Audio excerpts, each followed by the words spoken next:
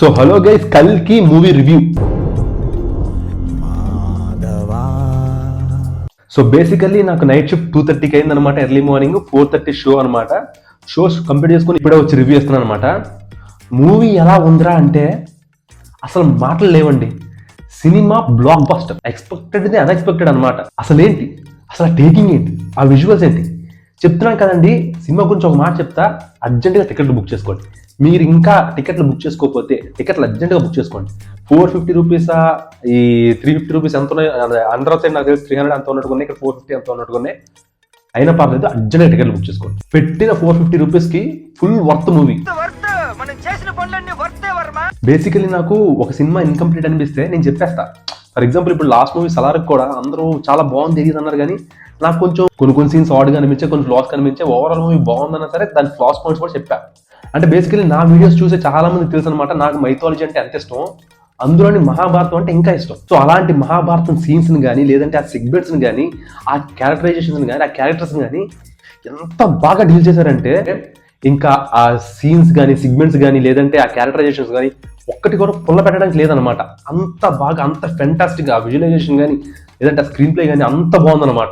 Basically కల్కి మూవీకి మనం విష్ణుమూర్తి లైక్ 10వ అవతారం కల్కి పుట్టినప్పుడు సీక్వెన్స్, పుట్టిన తర్వాత కలిపురుషుడిని ఎలా అంతం చేస్తాడు, ఈ సెగ్మెంట్ మీద కాన్సన్ట్రేషన్ పెడతాం. మధ్య మధ్యలో కొంచెం మహాభారత సీన్స్ రిపీట్ అవుతాయేమో అని ఎక్స్పెక్ట్ చేసి వెళ్తాం. బట్ అక్కడ హోల్ సబ్జెక్టే వేరు ఉందన్నమాట. ఇది జస్ట్ బిగినింగ్ ఆఫ్ కల్కి అనమాట. అంటే నేను చెప్తున్నా కదండి, ఈ మూవీ లిటరల్లీ బిఫోర్ ఉన్న అన్ని మూవీ రికార్డ్స్ బ్రేక్ అయిపోతాయి. ఈవెన్ బాహుబలి కూడా ఈజీగా బ్రేక్ అయిపోద్ది. అంటే మనం అనుకుంటాం రాజమౌళి గారు అంత క్యాపబిలిటీ కానీ, లేదంటే రిప్రజెంట్ చేసే విధానం కానీ మనం మళ్ళీ చూడగలమా, మళ్ళీ ఆ రేంజ్ రికార్డులు పట్టగలం అనుకుంటాం.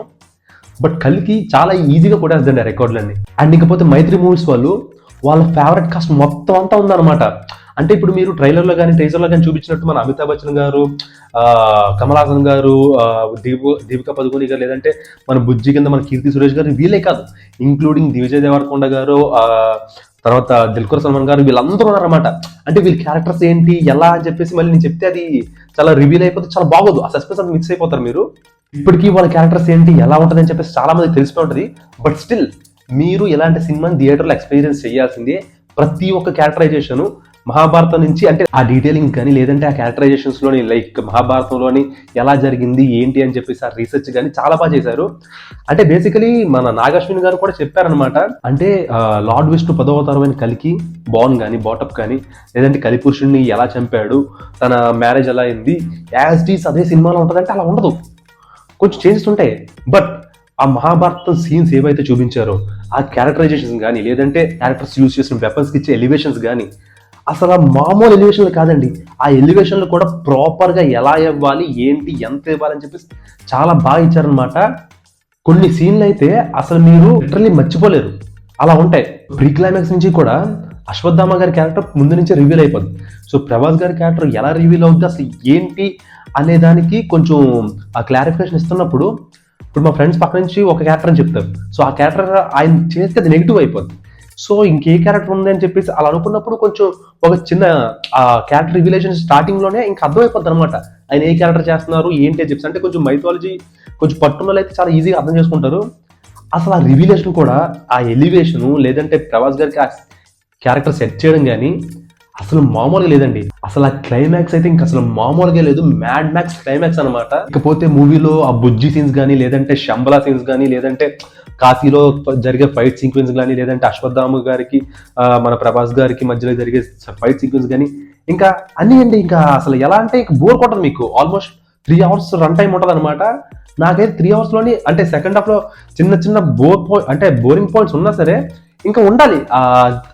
అంటే ఆ రన్ టైంకి, ఆ లెంత్ లో, ఆ ఫ్లోలో వెళ్తున్నప్పుడు ఖచ్చితంగా ఇంకా ఆ పార్ట్ అలా వెళ్తూ ఉండాలన్నమాట. ఇంకా అది కూడా దాన్ని కూడా ఇంకా ఫ్లాస్ పాయింట్ చెప్తే ఇంకా ఇట్స్ నాన్ సెన్స్ అనమాట. అంటే నేనేమనుకుంటానంటే ఇంకా అది ఫ్లాస్ పాయింట్స్ అయితే నేనైతే కన్సిడర్ చేయలేదు. నేను చెప్తున్నాను కదండి, ఇంకా 3 hours కూడా చాలా ఎంగేజింగ్ ఉంటుంది.